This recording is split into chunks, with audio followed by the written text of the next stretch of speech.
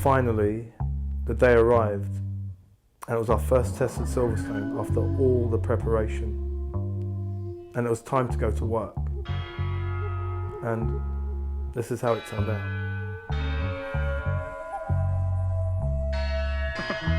Yeah.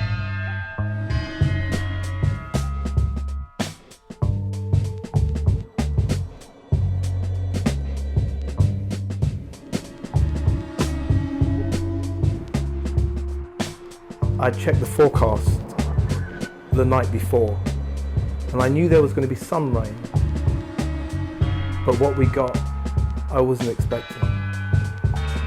I remember looking out the window and looking at the conditions. They were treacherous. I was driving in weather that I was hoping we weren't going to have when we got to the track.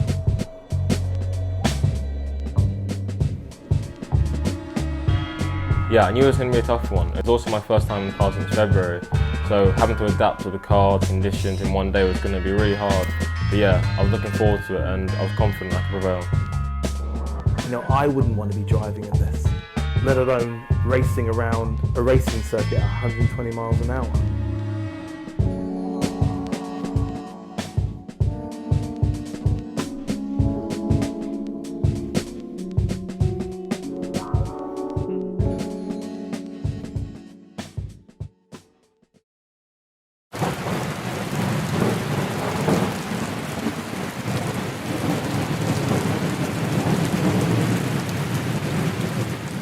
As we pulled into the circuit, the sun hadn't come up fully yet, so the track and the area wasn't lit yet, and you know, it was gradually opening up to us. Yeah, understood. Right, don't forget your license, don't forget your sticker. I am here all day because it keeps me up. About half an hour later, we just come back from signing on at race control, and yeah, back to the garage.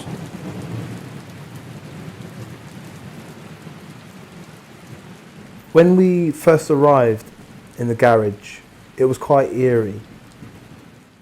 There were only 3 people there. It was Paul Austin from NHA Motorsports, myself and Brandon. And it was a huge garage. You know, and there was currently just one car, our car there. And it just seemed, yeah, it seemed surreal. You know, we were prepping to go around Silverstone. It was a big deal. You know, all our driving career from indoor karting up until this point, it was all for this. And it was coming true. We were there. You know, the road to Silverstone, it started to materialize.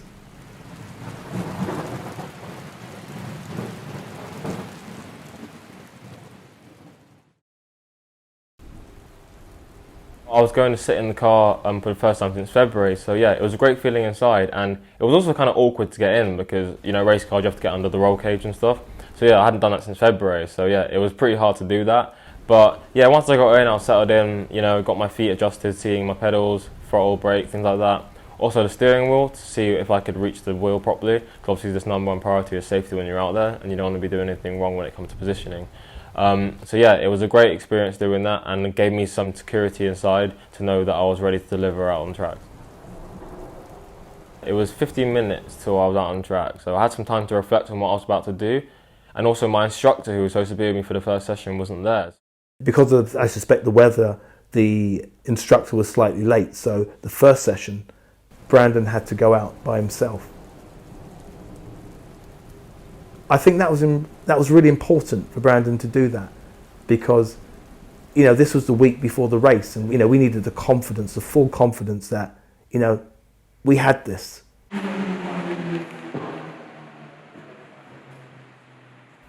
So my team manager called me up, you know, it was the first session of the day, no instructor, so yeah, nerves definitely high, but yeah, walking to the car, I was confident in my ability.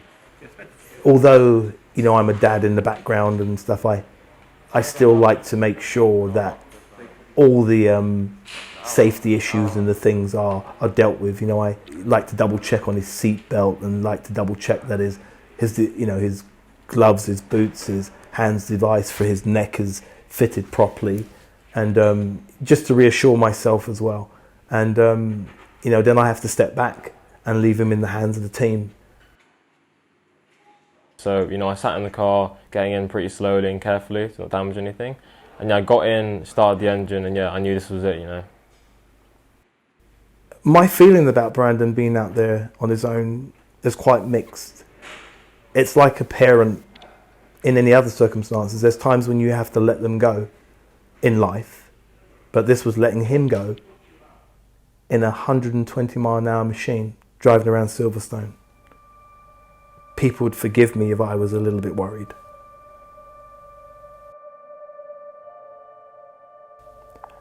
The horn for the beginning of the session sounded. Brandon was in the car, and it was time for him to leave.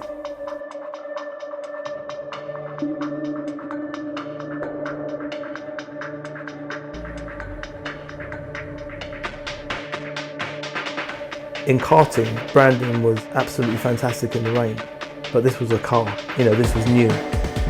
So as I watched him leave, I suppose I could say I kind of prayed that what he had learned in his karting and his previous experiences would serve him well as he drove off down the pit lane.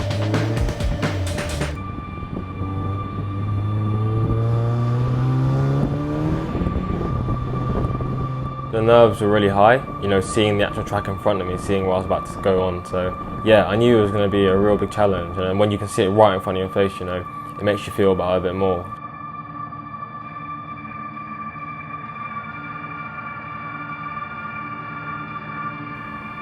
You can't see all of the track, and you're not you're not informed of exactly what's happening. All the time he doesn't appear, you're thinking, has something gone wrong? You don't know how long it's going to take him to get round. I also thought, my goodness, my son's in that car.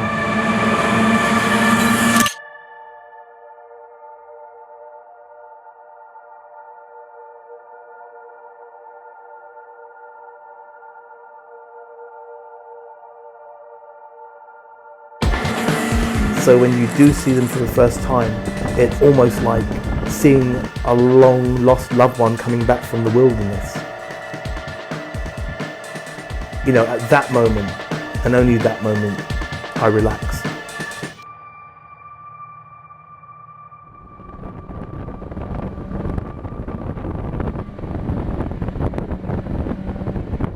The grip was very bad due to the weather condition. The track was very, very slippery.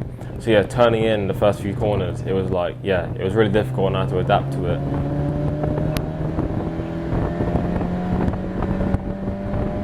As the session progressed, it got increasingly harder to see. So yeah, my vision was getting really, really bad. The lap that I couldn't see, I had to look at the curb to see where I was going, because my windscreen had fogged up completely. So I had no idea where I was going. Other cars flying past me and stuff. It was a very, scary experience, but yeah, I was confident I could bring it home, use my vision to its best of its ability, and bring the car home. As much as I loved him being out on track and racing round, I couldn't wait for him to get back. And part of me just wanted him to be back and parked up in the garage. And I suppose that's not a very racy attitude, but as a parent, you let them go to a certain extent, but you also want them back in your arms. So I sketchily made it into the pitch, I had to use my vision to the best of its ability, getting around the bollards with the pit start. It was really difficult. I thought I was maybe going to hit it, but yeah, I made it through. When he came down the pit lane, that was almost like your child has come back. Coming into the pits, I came into my pit bay, and emotions-wise, I was feeling proud of myself, I felt my team manager would be proud of me, also my dad. But yeah, I was feeling kind of, I finally just did this, and this is what I was been training for so long. If I was immature and stayed out there, it could have cost me all the preparation I'd done this for, the years of training and stuff. It could have messed it all up. So yeah, I was proud of myself coming in and making the right decision, because I could have been greedy, my first time in the car. But yeah, my team manager was also really proud of me for doing that, and also my father. So yeah, it's great to see a smile on his face as well.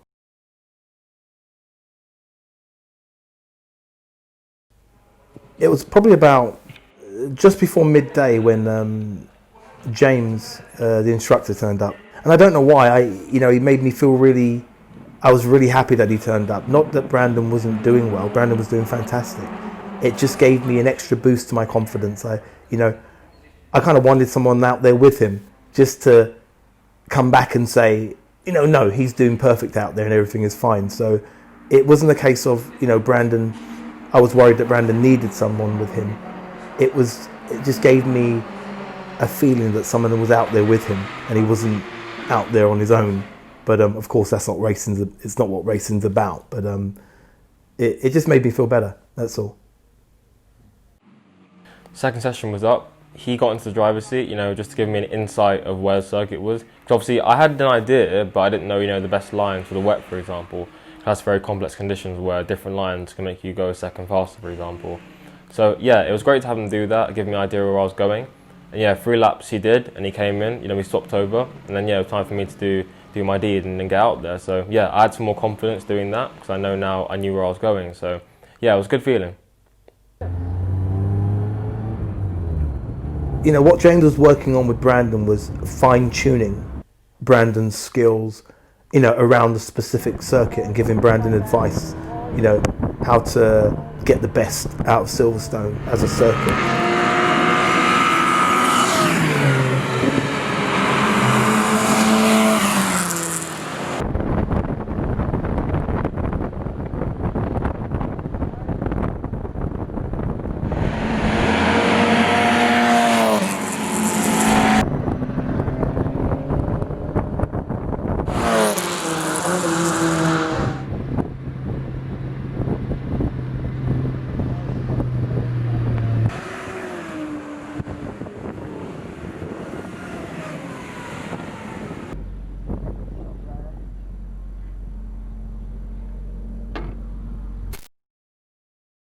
After the second session, it was time to reflect on data as we came in the pits.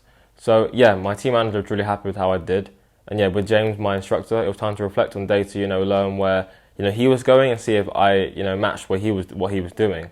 So yeah, I was pretty close to what he was doing. He was obviously a bit faster than me because he's a very experienced racing driver. But yeah, it was good to know that I was somewhere around the pace with so much little time in the car. James also remarked that Brandon's, and I believe his exact words was, Brandon's car control was off the scale. He was becoming the racing driver. And it was a proud moment for me to see and witness, really. So around midday, lunchtime finally come. Yeah, it was a good time for me to relax, but also reflect on the day, where I can improve on. It was a relief as well, because I just couldn't wait to get him off the circuit in a silly way, just because, I just wanted him back.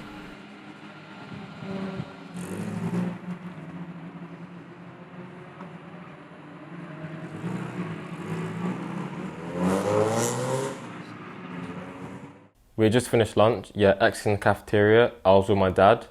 One of the funny things was, what initially I thought to be a nightmare turned out to be a blessing and a hidden gift. And it was the fact that the weather, it started to clear up.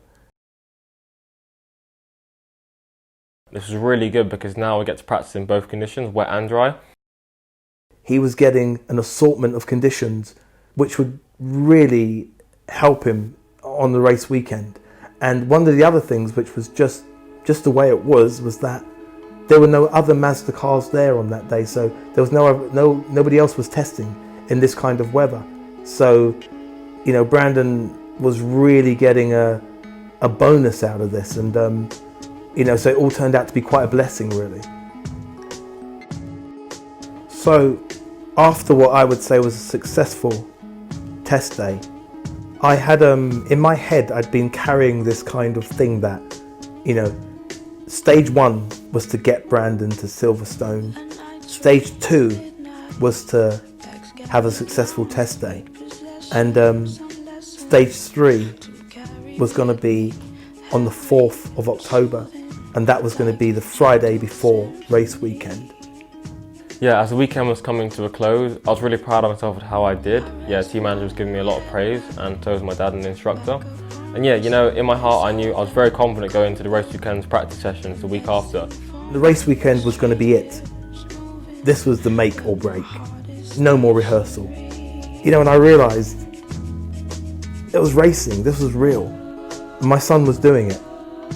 He was really doing it.